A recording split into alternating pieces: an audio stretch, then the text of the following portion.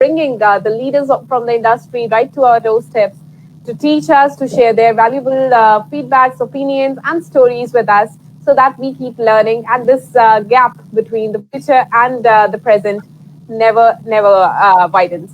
So today we have someone very experienced and someone really, really enthusiastic, energetic with us. We have Miss Meenal Srivastav, who's the Vice President, Strategy, Growth and Marketing, who's also the exceptional woman of excellence of 2019. And we have Miss Meenal already with us. And ma'am, I welcome you formally to this platform today.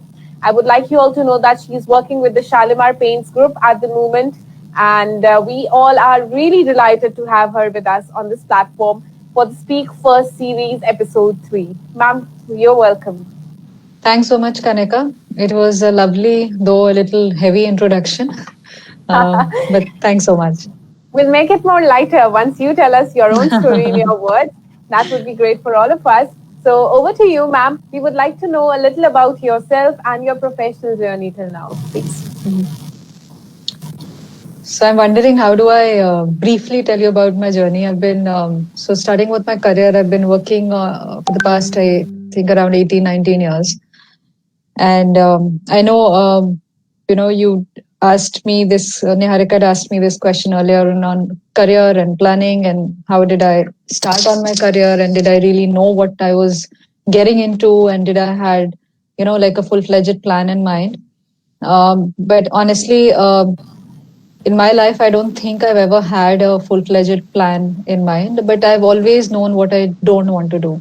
So at every point in time, whenever I'm faced with a decision, what I start doing is I start eliminating the options that I don't want to do, and then eventually, then you end up facing us. Some answer stares at you, and probably you pick that up, and once you pick that option up, you try it, you experiment with it, and then probably that leads to something else.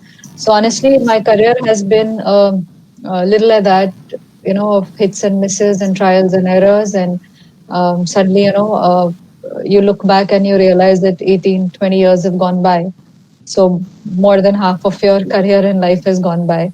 So I can't really define for you that what made me choose this profession. Because you really do not step out of college and say to yourself, oh, I will become like a marketing person or like a owner or run a business or whatever. You have a vague idea on what you are and what you want to do. So what I've tried to do is to take micro decisions and take very small steps. Those small steps will eventually lead you to something, and from there you will probably go further.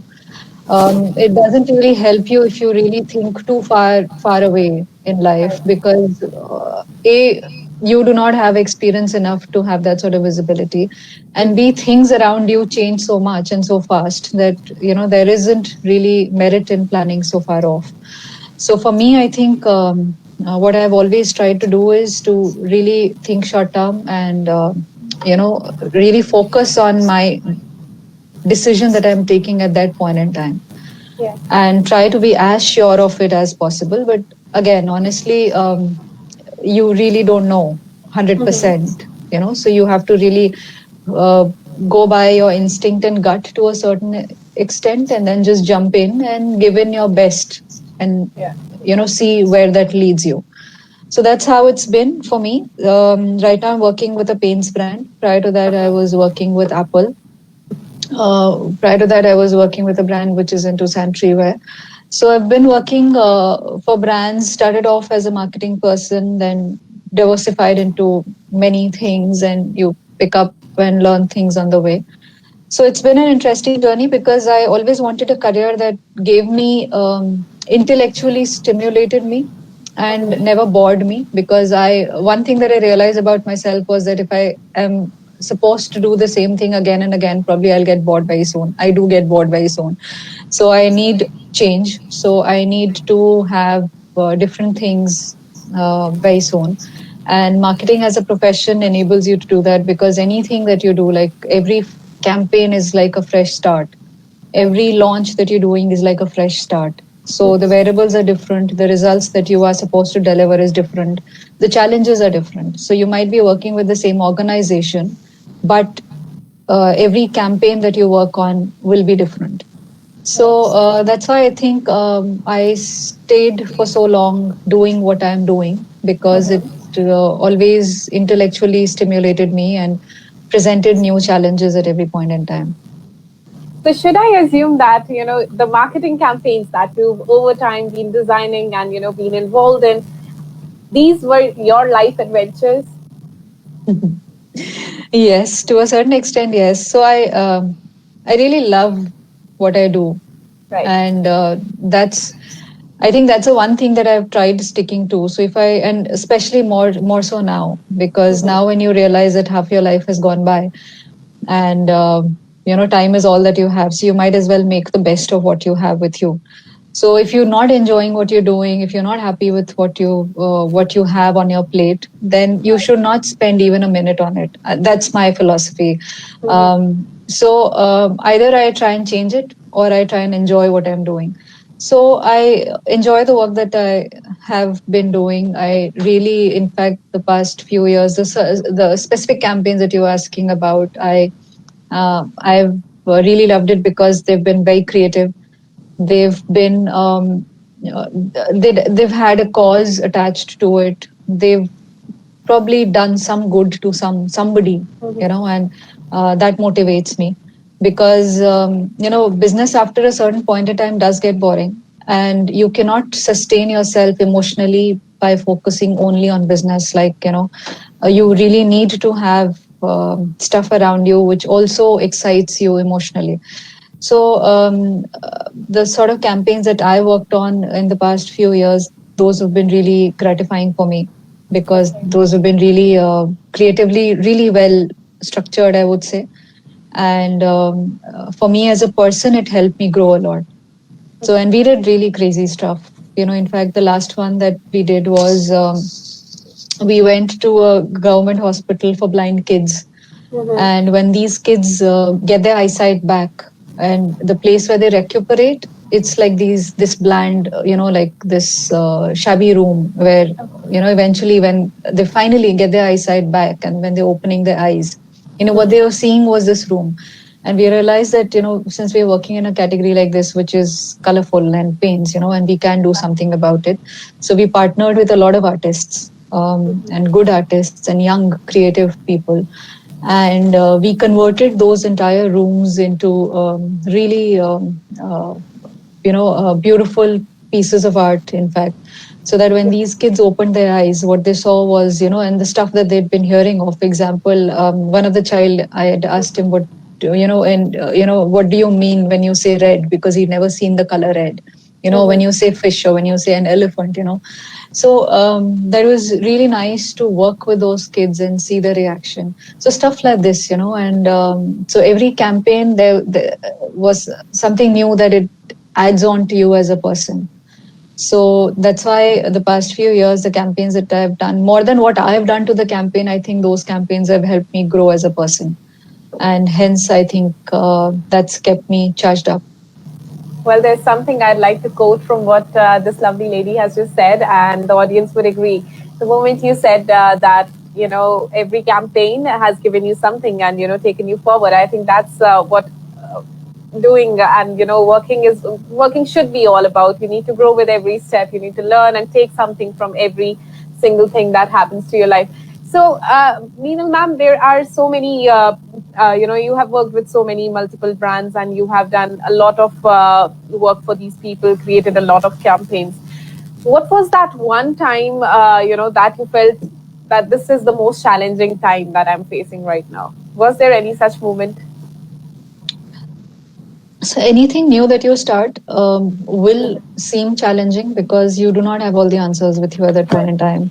Or any idea that you pick up, you just have an idea, right? The moment it goes into execution, there will be stuff which will fall within the cracks. There will be stuff which will not turn out the way you expected it to turn out. There will be results that you will not be very happy with, and you will have to rework on whatever you started towards. So every initiative, I would say, presents its own unique challenges. To give you an example, one of the recent campaigns last year before we did was we went to this village high near Dehradun. And there's this community that lives there which doesn't have a written text like we read and write in Hindi and English. They do not have a text which is in a written format. So Right. they had this, and there's a very small community which lives in the village, and the last mile is not even accessible by road. And the youngsters of those community were moving out for better opportunities, and the people who were living there realized that they had these folk stories and they had these about the community which was getting lost because there was no way that they can document those stories. Right. So again, what we did was we partnered with artists from France and Germany and local artists from Dehradun and kids from schools in Dehradun. And we met these people and we converted those folklores into artworks. That Okay. means represented it graphically. And then we painted those artworks onto the walls of the village. So each and every, there was a handful, very pretty village, and just a handful of houses in that village. So each and every house, the walls were converted and painted with the stories of that community and the folklores of that community. So again, when you for the last part of it, like again, thinking about the idea was one thing, but executing it presented a lot of challenges because again, you needed to get the teams there, and it's just not about thinking about it and going and executing it. You really need to document it as well, right? Yeah. Otherwise, how does it help anybody? Because if you do not see what I've done, or if you do not take that whatever you've done to the world, or you do not present it to the world, your effort goes waste. So and finding the talent, and then on the way we met awesome talent which was based in Dehradun, and those would be photographers, writers, bloggers, movie makers, graphic artists, painters, so many people and so many talented people who were living there who came forward and helped us and Right. converted those walls into pretty little artworks. This initiative then was picked up by Google and Facebook, and the art was digitalized. So again, you do something with all your heart and soul, and suddenly that thing finds its own wings. But while you're doing it, you do not have visibility till the last mile. That I did not know how will it pan out. You had an idea, you had complete faith on that idea, and you go ahead with that idea. That's the only thing that you can do at that point in time, and then things keep getting added on. So every initiative that you take up, while you start working on it, there will be challenges that'll come your way, but you do not stop, or you do not start thinking of those challenges the moment you start working, because otherwise you will get too scared and you might not want to jump into it. So you take up those challenges as and when they come in. And like I said, even in this initiative, there were so many things that did not, could have had turned around the entire initiative, or we could have had, we would have had to leave it midway. In fact, just a day later, and it was cloudy and it was about to rain, and we thought, oh no, if it rains today, that means, the entire thing gets pushed and your entire artworks get washed out. We needed 3 full days of complete sunshine. So, stuff like that. So some things you can't do much about.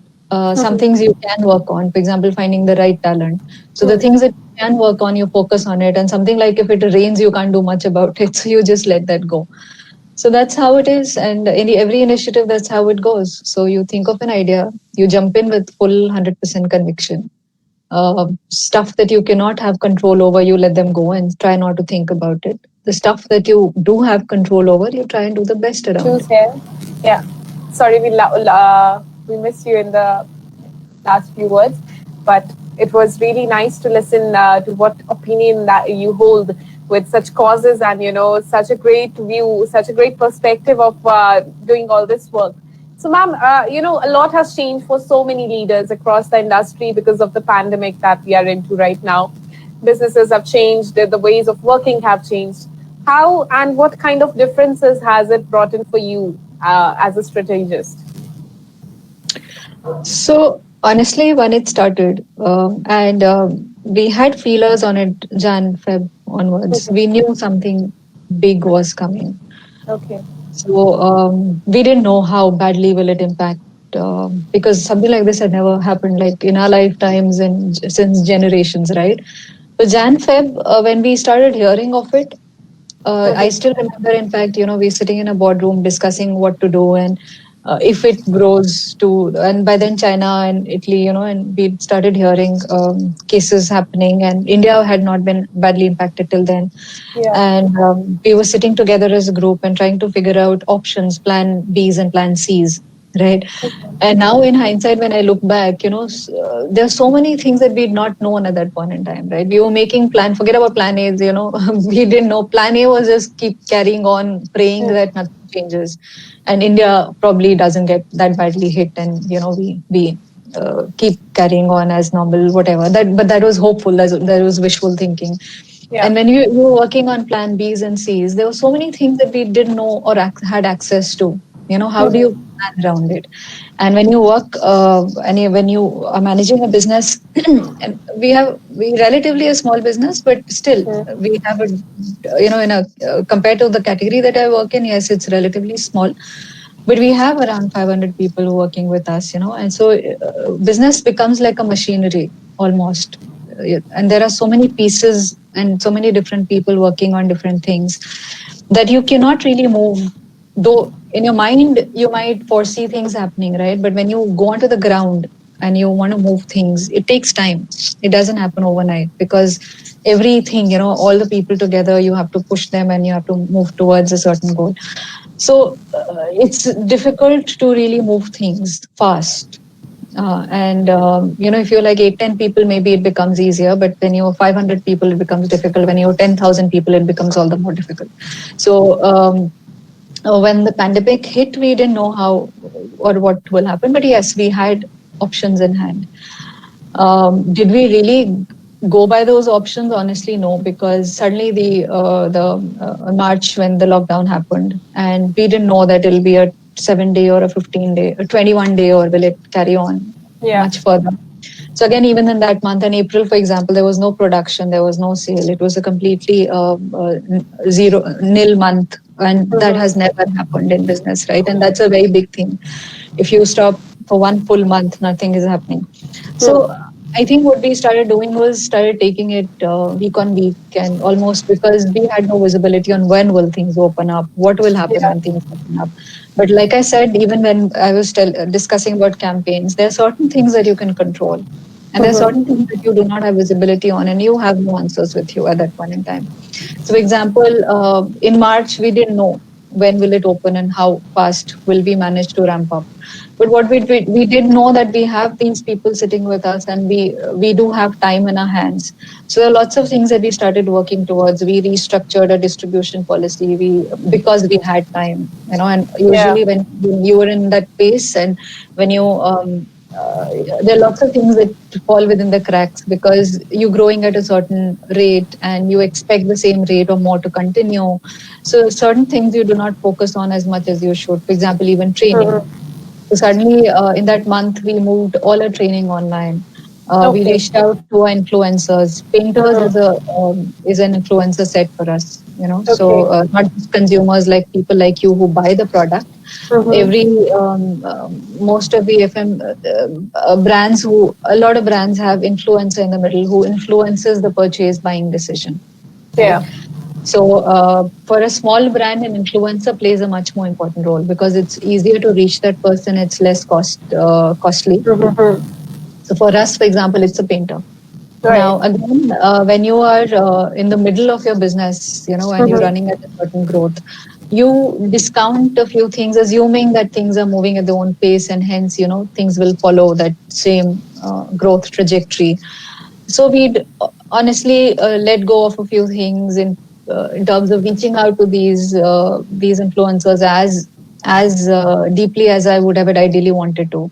So in fact, we took this opportunity to do that, to build on a connection, to work on a relationship, to reach out to them and ask them if they needed any help, and train the people who do the reaching out. So you have your internal teams who work with you. Now again, training takes in many organizations, in a normal time, training a lot of times takes a backseat, because you're so hassled, and you're so worried about business at that point in time that you keep pushing training further away. So we took it as an opportunity to focus on that. Right. So a lot of things that, and then I think it worked also because once things opened up, we had that Mhm. legal blueprint in mind, and the people were aware of it, and we knew that this is how we'll go forward. So it helped to a certain extent those for 6 weeks where all of us didn't know what was about to happen, but what we did know that okay, all of us are home and we can't do anything else beyond Mhm. this. Let's Yeah. focus on this. So that's what we did. We made use of the time. And now things have started opening up. And last month, again, we realized that a couple of cities are going under lockdown. But I think that's how things will continue. We just have to live with it Mhm. because there is no short term solution to it. So we're Right. taking it as it comes our way. So some Right. cities get into lockdown. So where supply chain gets disrupted. We know that, but we'll Mhm. have to right now live with it. Yeah. So since you have now redesigned the distribution strategies, I'm sure you guys have had you and your team must have had a lot of time to redesign, rethink about certain things, right? So what are the kind of opportunities that you look? Are there any opportunities really that you're looking forward to now, the post lockdown time? So I won't say for us only, because again, it's very category dependent. But one area that I think this pandemic will push to the Mm-hmm. forefront would be this entire acceptance of digital and acceptance of e-commerce and acceptance of Right. using digital even in a typical manufacturing Yeah. organization. So I think that's one thing that this pandemic has completely acted as a catalyst Mm-hmm. towards. So that piece now nobody can deny or nobody can Uh-huh. push any further. So I see a lot of that happening, and earlier, not that people didn't want to, not that people didn't want to try, Yeah. but again, you really feel चीजें हो रही है ना चल रहा है ना it's okay so why try something new which you do not know how what the success rate of it will be, right? So you Mm-hmm. again in your priority list you push it down. But when something like this presents or comes your way, like, and only then I think you're forced to accept it. You're Mm-hmm. forced to look at it, and I think that's what this has done. And look around us. For example, I have a 8-year-old son. His entire education right now for the past few months is completely online. He's Yeah. not had any interaction with his peers or his friends. Mm-hmm. He's adapted to technology like fish to water, literally. They're on WhatsApp, they're sending mails to each other, they're chatting with each other, they're playing pranks online. So all of it they're doing, and they found their own ways to relieve pressure and make friends and fight and everything Mm-hmm. that a kid is supposed to do. They're doing it, but they're doing in that digital space. So a couple of classes, for example, that I sit with him, I see kids, chatting, and again, kids being kids and being naughty and being Yeah.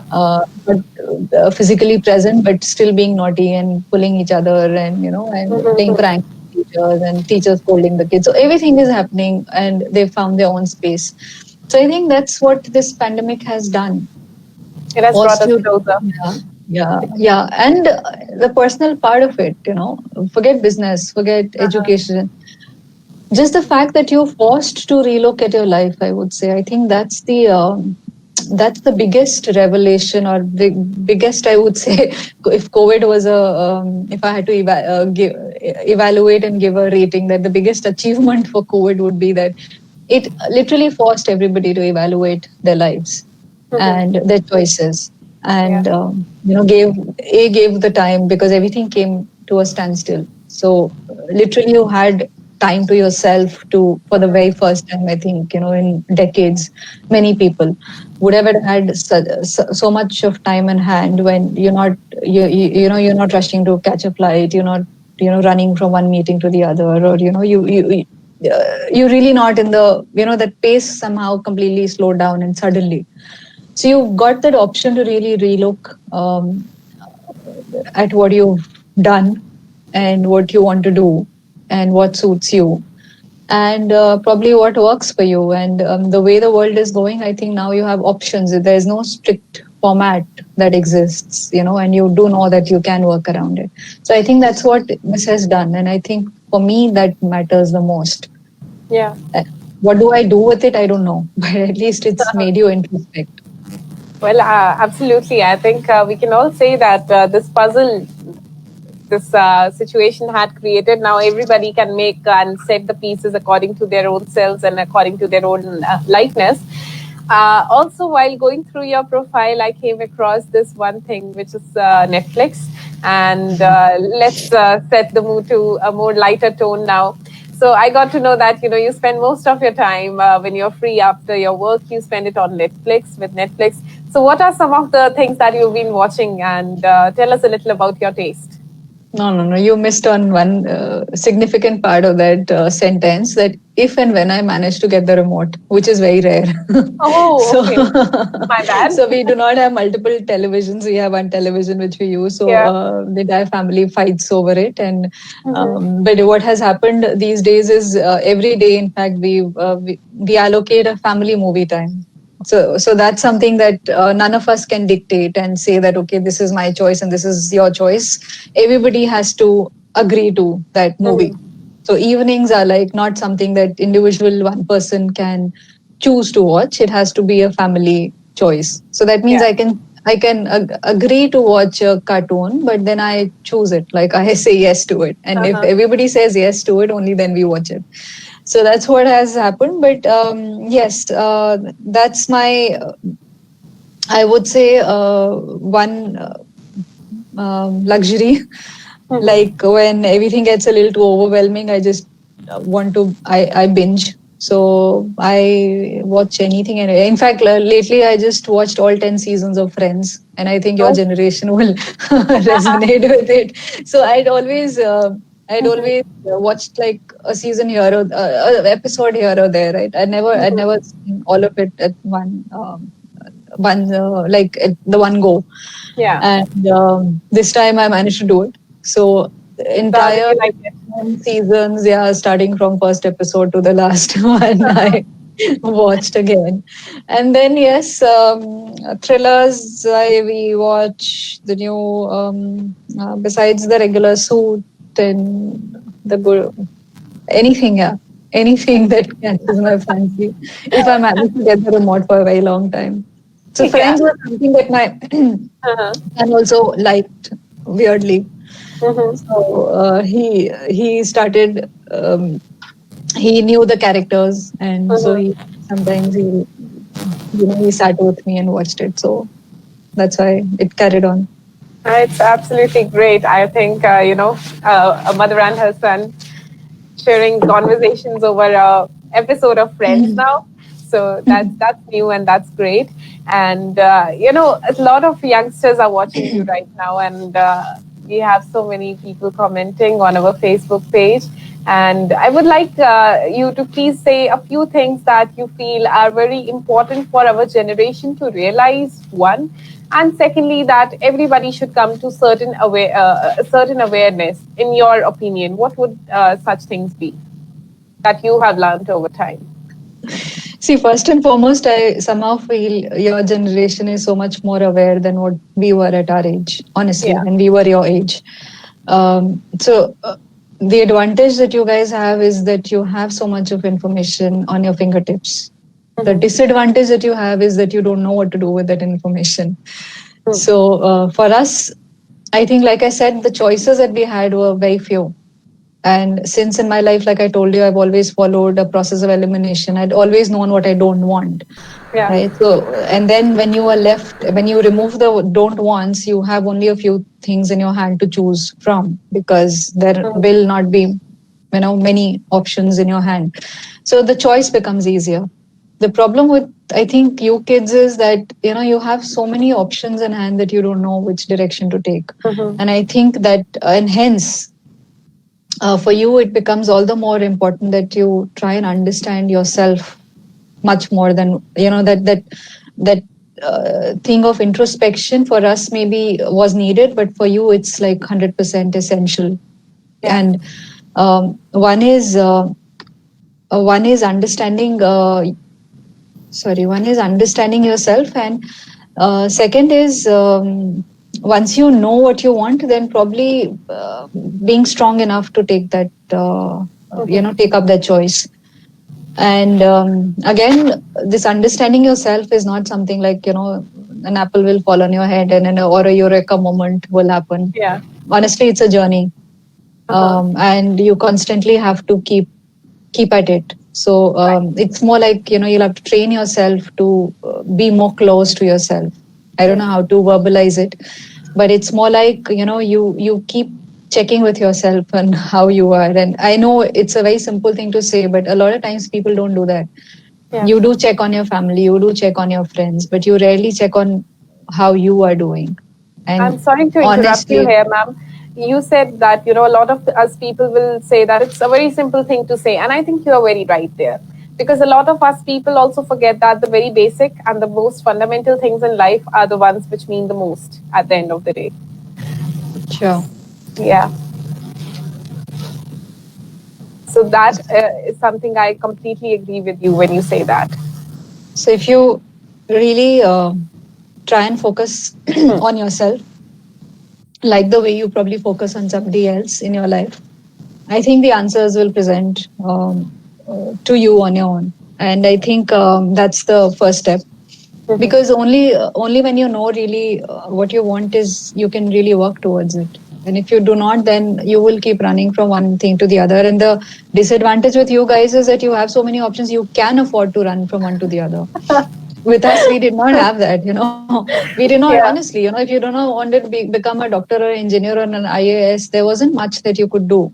At least Yeah. we didn't know at that point in time. There weren't like Right. full-fledged lines of career that presented to you at any point in time, right? Mhm. So you just picked what you had and you just went straight ahead on it. So I think for us, in retrospect, I think it was easier Yeah. In the sense because option है ही नहीं तो आप करोगे क्या, आप वही करोगे जो आपके सामने आता है, right? Mhm. But for you guys, because you get tempted by so many things that come your way, and since you do not know your strengths and weaknesses and your likes or dislikes as much, and nobody does, it keeps changing. Not that even at this age or at this stage of my career I would know what I want. um, but since there's a direction that I've taken, I've spent so much time on it, so you stick to that path. Right. Right. For you, I think because it's too early, it becomes a little difficult to identify that path. Absolutely agree. And we have some audience questions for you. And should I take them now? Yeah, sure. Yeah. So there's this person. His name is Mr. Kshitij, and he wants to know that based on your experience, how much of marketing is actually about numbers and ROI, and how much it is really about storytelling and touching lives. Listening to you, it feels like it is the latter, and that really inspires him. That's what he's saying. No. It's a very good question. I'm really surprised that that question came away, but it's a very good question. Yeah. And honestly, bulk of the marketers, and even including me, we've not found an answer to it on how do you put an ROI to marketing. Mhm. So marketing is essentially about storytelling, but I keep telling people that storytelling is not just about marketing, and storytelling is not an art that only a marketer should know of. Mhm. Because in today's day and age, the sort of world that we live in, you're not just selling a product, you're not Yeah. just selling a business, right? You're selling yourself literally. Mhm. Because till you do not have, till you do not build trust on yourself, and even as a, for example, as a corporate or a business person, if you go out, first and foremost, people should trust you. People should Yeah. know you. And how do people know you? People will know you because if you're meeting somebody for the first time, they'll know you if they hear stories of you which are personal and honest. Mhm. And honesty is one thing again, which is something which cannot be scripted. It has to come from within you. So if Yeah. you're true and honest to yourself, and true and honest to your journey, and true and honest to what you're trying to work towards, people will believe you, and hence things become easier for you. So it's not just about a campaign, it's not just about a product that you're selling, and hence a storyline that you're creating for that particular campaign. It's inherent in everything that you do. And every person needs to be a good storyteller, because that's the most critical, I would Yeah. say, talent that you need in today's age. Because again, it's not an industrial age anymore. It's about being unique. It's about being different. It's about anything that you do. You will have to create a different, you'll have to stand out. And how do you stand out unless you do not create something which is unique to you? And how do you create something which is unique to you unless you are not too honest, completely 100% honest to what you are and what you faced and the learnings that you've had? So storytelling exists. Now, in a lot of organizations, marketing is not tagged with an ROI. And the bigger the organization it becomes difficult to do that. So it's a difficult choice because honestly, not many, I don't think anybody has really cracked the formula on it, that how do you put an ROI to marketing and should you put an ROI to marketing? Right. But I would say that marketing as a profession will have to be a little bit more in the coming years. Will become a little bit more wider based because you will not just be a storyteller or a marketer. You will be a experiential manager. So each and every touch point that the consumer has with your product, you're responsible for it. So you're an experience manager. Now, whether that happens on digital, whether it happens in a showroom, whether it happens with a call center, you are the one who's front ending it. So it's about product being made, and then you are the one who's owning everything after that. Anything that consumer or an influencer experience with the product.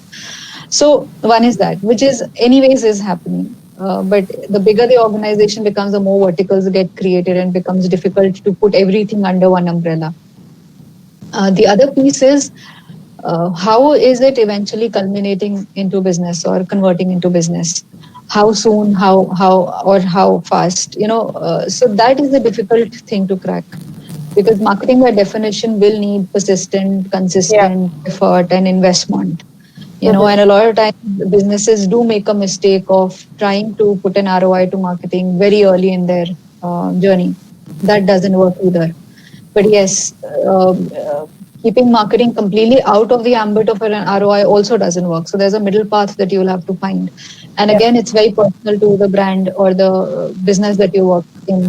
I would say the only thing that needs to be looked at is the smaller the brand is, you have no other option but to be very ROI driven because you do not have the bandwidth. You do not have the runway.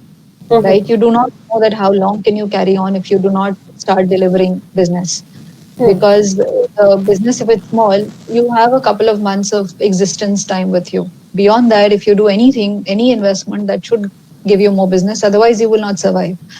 In a bigger business, it becomes easier to remove marketing from an ROI ambit and let them have their own creative space and let them move at a pace which is their own defined pace. So a bigger brand probably can do it, but a smaller cannot afford to do it at all. So it has to be a little bit more ROI driven. Okay. Well, I am sure that everybody would be satisfied with the answer that you've given us, and it is really, really. I see, ma'am. I was talking to a lot of. I've been talking to a lot of CXOs lately, and the best part is that the recent 3 interviews that I've been doing. Somebody said that it's very important that these days the leaders give people the students a very real and practical answer of whatever is being said from their side. And I think that's exactly what has happened today. Instead of a high-headed lecture, we got something really practical and important and significant to hear. So that's definitely an achievement for all of us. And I would congratulate you for your success, your life story, and whatever you've been doing till now. It was my pleasure to have you here on this platform and share the screen with you. So with this, because of the time constraints, again, we have to, check that out as well. Thank you so much for joining us today. On behalf of Team Spasmodic, on behalf of all the members of the student organization and the university, I once again thank you for being so real, being so honest, and let's say you have literally lit the evening for us. Thanks so much, Kanika. It was a nice conversation. I enjoyed it. Absolutely. Great. So, with this, thank you everybody for joining us live. And this was none other than Ms. Neenal Srivastav from Shalimar Paints. And I'm sure that everybody must have taken their piece of advices and their piece of things that would influence them and make them stronger. I'm Kanika Vig signing off. And thank you so much, everybody, for joining us. Hope to see you guys soon. Stay safe, See stay you. home. Take care, ma'am. See you. Yep. Yeah.